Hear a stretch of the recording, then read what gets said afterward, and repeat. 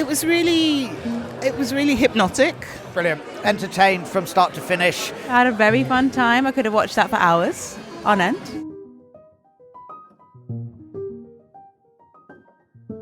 Welcome to Fast Forward with TENT. My name is Maaike Muis. This is the third episode in a series of 3 about the international trajectory of TENT, House for Contemporary Circus in Amsterdam, with different collaborations in the UK. Today's episode, showcasing. Next to the job shadowing and co-producing, TENT chose to create a showcase of Dutch circus work in the UK as the third part of their trajectory. Each episode can be listened to individually, but if you don't know TENT yet, I suggest you listen to episode 1 first. In this episode, you'll hear more about the Dutch and the UK circus field. You'll hear from the artist that performed at the showcase, audience responses, how the Dutch work is perceived by UK programmers, and the practical hurdles and some cultural clashes TENT faced while producing a showcase post-Brexit. But first, Jahid Metin, one of the co-directors of TENT, explains why they chose for a showcase as a format. Well, promoting and supporting our makers and the Dutch work or Dutch-based work in a broader sense is always one of our main goals. And the showcase is a perfect opportunity to present Dutch work in a new field, so in a new country. Since we didn't have much engagement yet with the UK market, this was a perfect opportunity to create a meeting between the UK network and the Dutch makers that we support. The showcase was held in October 2023 at Jackson's Lane in London. It's the leading venue for contemporary circus in the UK. In the course of 4 days, 4 different shows from the Netherlands were presented. I asked Adrian Berry, director of Jackson's Lane, on his view of the Dutch circus field. I would say it is more from what I've seen, more sustainable than the English or British one, in that there seems to be more artists and more companies creating work than there are over here. I might be wrong, but it's what it appears to be for me. Certainly when I go to Circus and realise that the majority of the work is Dutch based or from Code Arts, or and that used to be the case more here, but more and more it's the case that the graduates are now going off to do auditions and cruise ships and things because they've realised that the funding system doesn't support them anymore, which is sad. Kevin and Axel, the producers of Split Second, one of the other collaborators, described the UK circus field from a bird's eye view. There's a spread of companies across the UK. I guess there's 2 main training centres for circus, Circomedia in Bristol and the National Centre for Circus Arts in London. So they are natural hubs for circus. There's a fairly coherent network, loose collection of venues that contemporary circus works in the UK will tour to. But I mean, the model I think was people did figure it out for themselves and had to make and tour book and find the funding and work with venues like Jackson's Lane or organisations like Crying Out Loud to kind of pave their own way. Right. I guess there are different possible trajectories for touring in the UK. So like Kevin said earlier, there's like a loose collection of venues would program circus regularly, and I guess that's what's a dozen venues across Scotland, Wales and England. But there's also other touring circuits possible. There's a few rural touring schemes, so artists can take their work to more remote places in different parts of the country. There's different opportunities like that. We set up a little network for circus producers in the UK because we wanted to reach out to our peers and the people with similar position as us. And it quickly turned out that there's maybe a dozen of us that we could find, and so there's very, very few people who are doing the work of circus producers. So there are around a dozen of venues throughout the UK that program circus regularly, and around a dozen contemporary circus companies that produce work on a regular basis, like No Fit State, Occam's Razor and Upswing Circus, for example. A little comparison, in the Netherlands there are around 30 venues that program circus regularly, and different festivals that are either dedicated to circus or program circus each year. Something that the UK has and the Netherlands doesn't is the Rural Touring Scheme, which brings circus to remote places in a condensed tour. And to compare companies, in the Dutch Circus Guide of 2022, there were a little over 20 contemporary circus companies listed and around 100 individual circus artists. And as the UK leading venue for contemporary circus, Jackson's Lane presents UK and international circus productions on a regular basis. But it's the first time they host a showcase of Dutch work. There's a lot of things I've learned. The first thing is I've always been surprised why we haven't had more Dutch circus here, because it's a 35-minute flight to my local airport. City airport was good. It's really close and the work is super cool and accessible. But I've always felt that anyway through going to Circus Start. So I've seen a lot of work over the last few years. So I've learnt more. I'm always learning more about Dutch circus and connections and speaking to a lot of the artists. But it had never materialised into anything apart from the old show. So working with TENT, I mean, the first thing we've learned is that I was asked, I think, what do I want to learn about this? We're not producers. We kind of co-produce and occasionally produce. So I've learned more about how producers support artists, circus artists, and that's been a big learning curve, because a lot of our offer in co-producing is things like space and mentoring, whereas what TENT does is actually create the work from scratch in some cases. So it's been observing that has been really fascinating. I spoke to 3 companies that presented their work: Sawdust Symphony, Benjamin Kuitenbrouwer, aka Monkey, and Hedwig and Karin Brodin. Let's start with Sawdust Symphony. My name is Kolja Hunek and I come from Munich. I'm a juggler and was studying in Rotterdam. I'm David Eisele and I grew up in South Germany near the Black Forest, called Freiburg, the town. And I also studied at Kodat in Rotterdam. My name is Michael Zandl. I come from Austria, and as the other 2 also, I studied in Rotterdam as a juggler.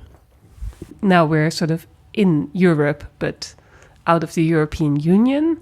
What was it like to in the pre-production to get the show here?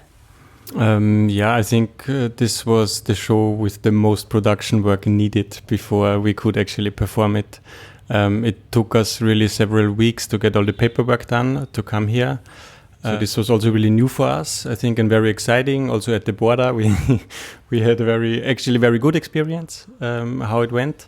But we were also very excited, and I would say we were very, very well prepared.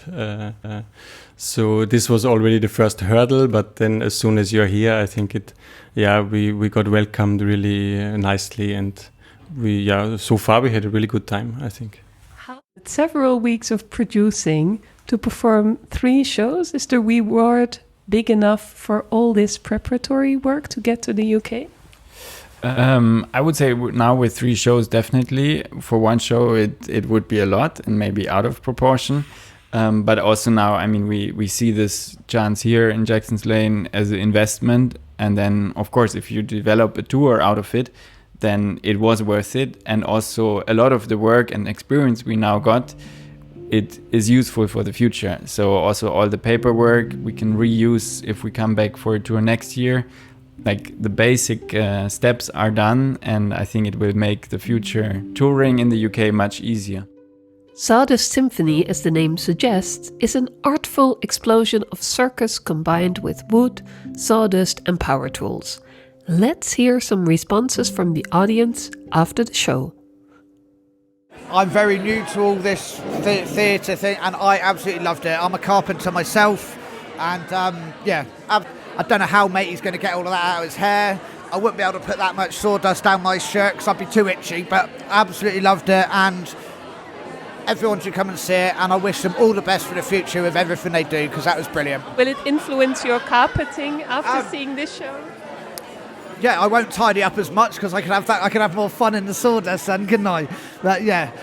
I love the way that nothing ever resolved in the way that I thought it would be. You know, some shows can be a little bit predictable, but I love the fact that I was always being surprised. I really loved it. I thought it was very unique, very unexpected, very quirky, but I loved all of it. Especially enjoyed the glue man. He's my favorite character. Hedwig and Karin Brodeen are partner acrobats and twin sisters. They also had a positive experience. They performed in the show 360. I'm Hedwig Brodeen. I'm from Sweden and I'm a partner acrobat. Yes, hi, I'm Karin Brodeen and I'm also from Sweden and a partner acrobat, and I'm Hedwig's twin sister. It was a really beautiful performance we just had. It stopped 5 minutes ago. The venue is absolutely amazing. Very beautiful, and we feel very lucky to perform here. And also super fun to meet the UK audience. A lot of children, which was also really fun. And just a lot of people in general, and fun to perform outside of the Netherlands for the first time with this show for us. Benjamin Kuitenbrouwer, aka Monkey, is a housemaker of TENT. With his optimistic show 60% Banana, he combines a monologue on what goes well in the world with his talent in the Chinese pole. What are his experiences? And did he experience cultural clashes? There's two journeys, I guess. There's a physical journey from, in my case, Rotterdam to London, which was ridden with, waiting mostly. A lot of waiting in cars and on customs.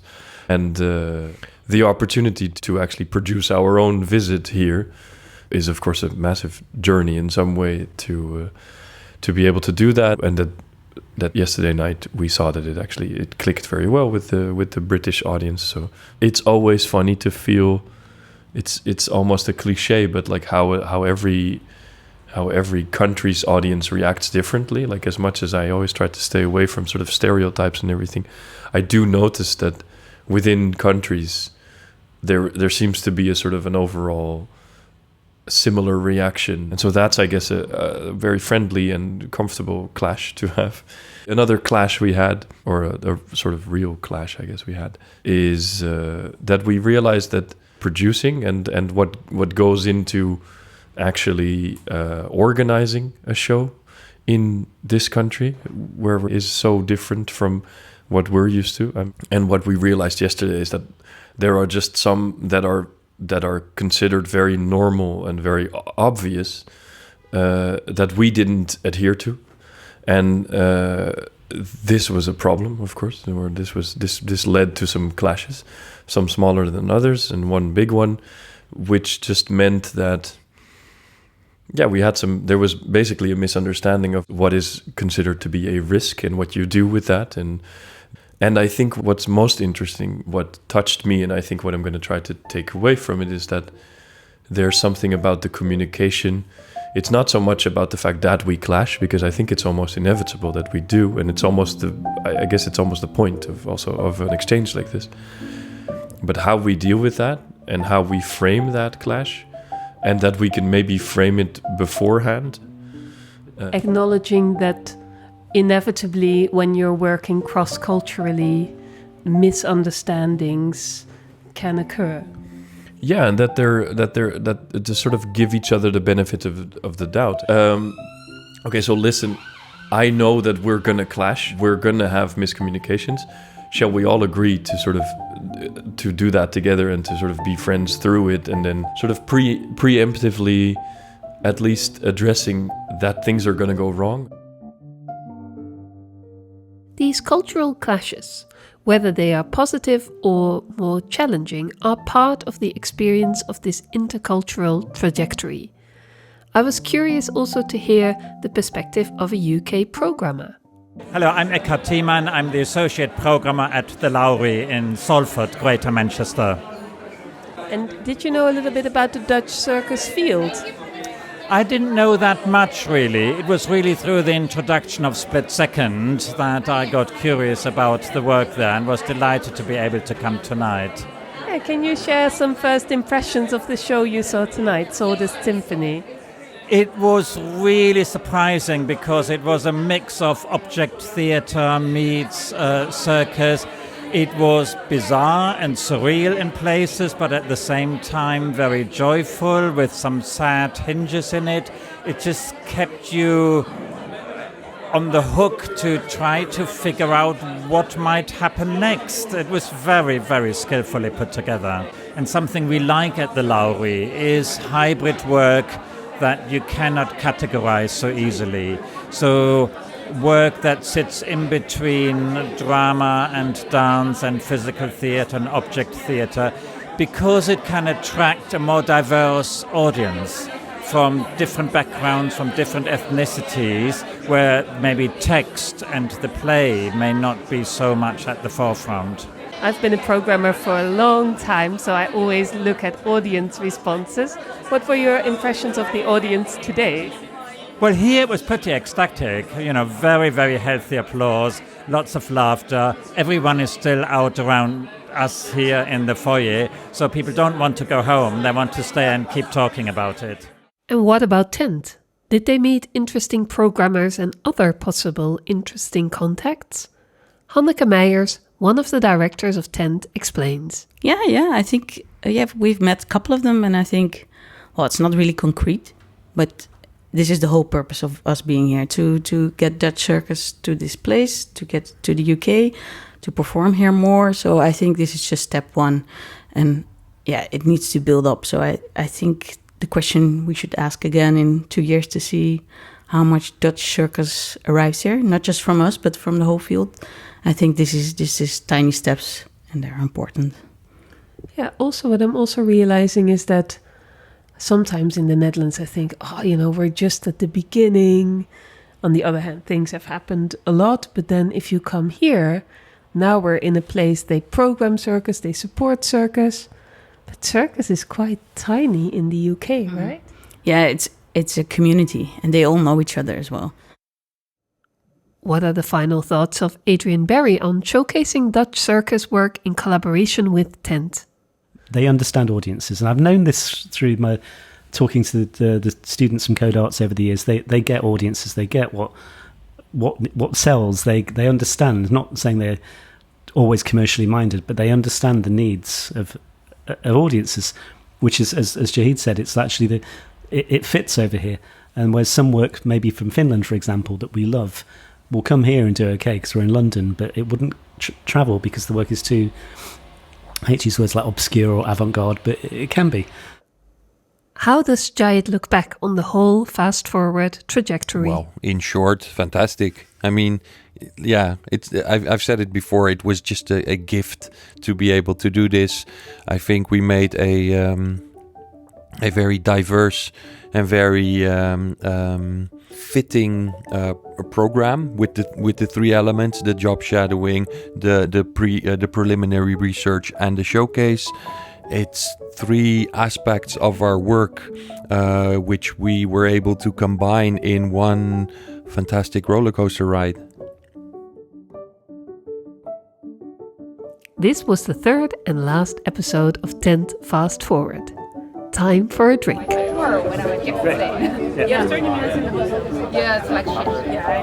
These series were commissioned by Performing Arts Fund Netherlands.